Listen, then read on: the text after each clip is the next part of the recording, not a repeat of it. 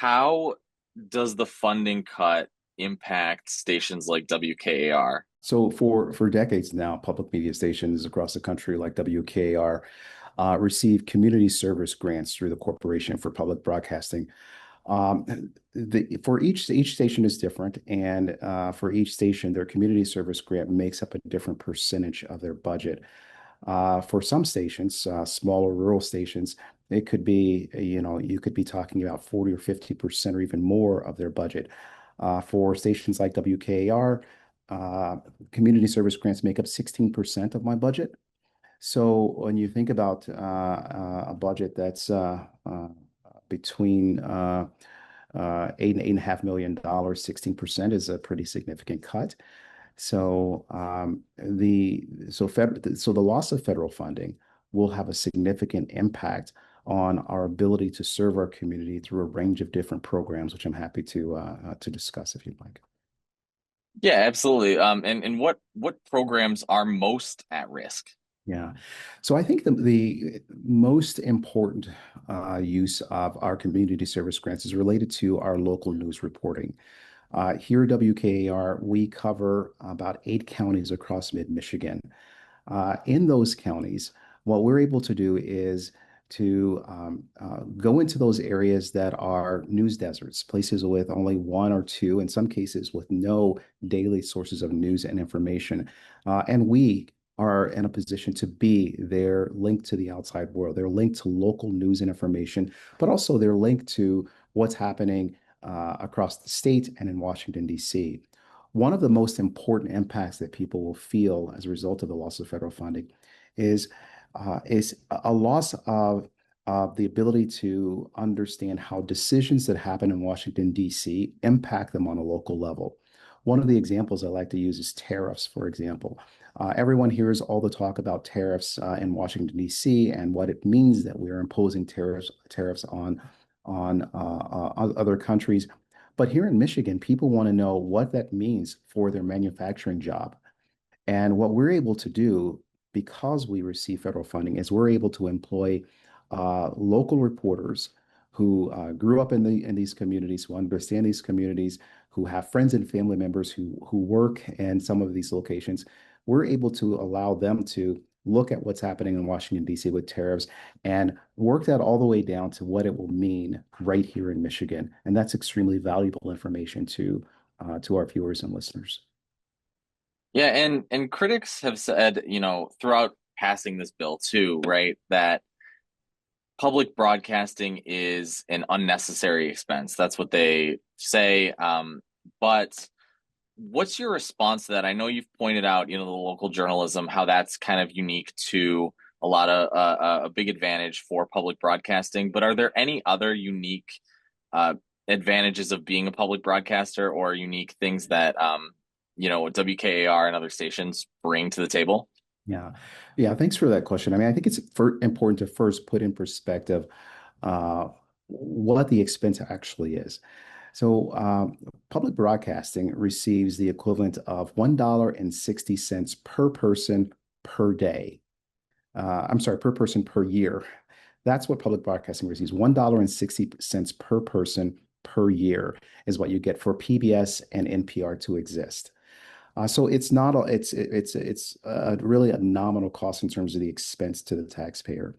With regard to the impact and sort of what it means, you have to take a step back and look at. We'll just start with PBS. I mean, PBS provides educational programming that reaches 99.9% of every household in America. That means that children in rural areas where they may not have cable, they may not have Wi-Fi, they may not have access to supplemental education, that they get that through PBS. And that programming has helped kids do everything from learn to read and write to encourage kids to get into STEM careers. I mean, it's all right there for them. And we know, based on our own research, that the vast majority of Americans support that. They want that, and they believe that it's a good expenditure of tax dollars.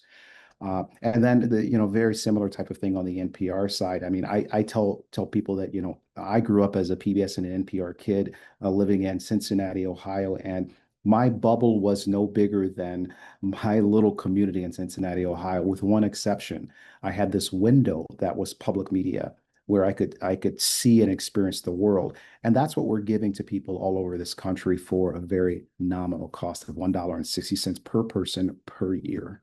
Public broadcasting has been under threat since probably it seems like for the majority of this year, right? The Trump administration has um, kind of threatened to take funding away, gut funding. A lot of threats have been made to that threaten the existence of NPR, PBS. Um, but so WKAR I know made cuts earlier. It was I don't remember if it was this month or if it was, but it was not that long ago, right? And so were you guys was that planned, or does this how does this were you guys foreseeing anything? I guess is my question. Was that does that have Yeah. anything to do with this, or are you guys kind of was that something else? Yeah, well, it does. I have been, I spent a lot of time focusing on what would happen with federal funding, a lot of time going to Washington, D.C., talking with members of Congress, trying to make the case for preserving federal funding. But I also believed throughout that entire time that it was prudent for my team to plan for the possibility that we would lose federal funding. And that meant looking at our business model, looking at our budget, and making a determination as to when it was time to say, in order to continue to operate as a public media station, in order to give ourselves some runway, we need to make adjustments. And so for us, that was back here at the beginning of July. What I assessed was that we had an uphill battle with regard to preserving federal funding. Now, that's not to say that we weren't going to continue to fight. We fought to the bitter end, and we continue to fight to see if we can't preserve some aspect of federal funding. But we did a round of layoffs, and that round of layoffs was designed to ensure that for the team that I still have here, that they can continue to serve this community well into the future with a leaner budget and a revised business model. And it will mean, Brad, it will mean that we will uh, we will spend less time out in the community. We will have fewer events here at WKAR. There will be changes to our original programming. There will be less local reporting, but we will be able to continue to provide services to this community. And if we do a good job, we'll get to a point where we may be able to grow again. Is there anything else that WKAR is doing to potentially plan on these potential budget shortfalls? Yeah. Yeah, I mean, it sort of goes back to what I alluded to. We developed a plan of action, and in that plan of action, we prioritized all. We sort of racked and stacked all the things that we do to support our community, and we asked ourselves, what's on this list of things that we think that we may not be able to do going forward, and what's on this list of things that we need to do different or to evolve. And we have that plan in place now. We're refining it. Um, and what that means is that we're going to be depending a lot more on community volunteers. It means that we're going to be establishing more partnerships with news organizations so that we share content in communities across our region. It means that we are going to be working more with our students and our journalism department here at Michigan State University.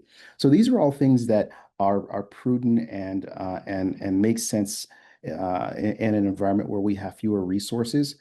They will not get us back to the level that we were at, but they will at least keep us on the air and serving our community. Even with the threat to funding for public broadcasting, the Senate, and now obviously this bill is going to go to the House for a final vote, but the Senate passed it with a very thin margin. Do you see that as, like, I don't know, are you optimistic about that? That maybe there is more public support for public broadcasting than it might seem? I have no doubt that there is more public support for public media than is represented in the vote that we saw in the Senate yesterday. I believe that this is just not just my belief, but we have data to support that across this country. the majority of Americans believe in the value of public media. So we know that the support is there, and that's part of the reason why we are continuing to fight to the very end with this House vote today. But even after the House vote, I think that I speak for all of my colleagues when I say that we believe that there are opportunities in the future because we believe that the members of Congress who voted to end funding for public media are going to hear from their communities. And as the political winds change in Washington D.C., these things can always be corrected or adjusted in the future. And then with federal funding in jeopardy, what alternative sources of support can public media seek out? Yeah. Well, the public media stations exist, they thrive, they prosper because of the support of local communities. And so we are going to be very clear with our community that they've always been here for us. As I said before, this station's been on the air for 103 years, and that's because of this community. So we're going to be seeking additional support from our community, but we're also going to be looking at, as it relates to news in particular, we're going to be looking at organizations, foundations across the country that believe in and support local news. And we're going to be trying to work with them closely to bolster our ability to continue to provide news and information here. And then again, lastly, it's just those community partners. We know there are a lot of people in the community, a lot of organizations in the community that share our values, and we're going to work very hard to see if we can't work together to lift up our community.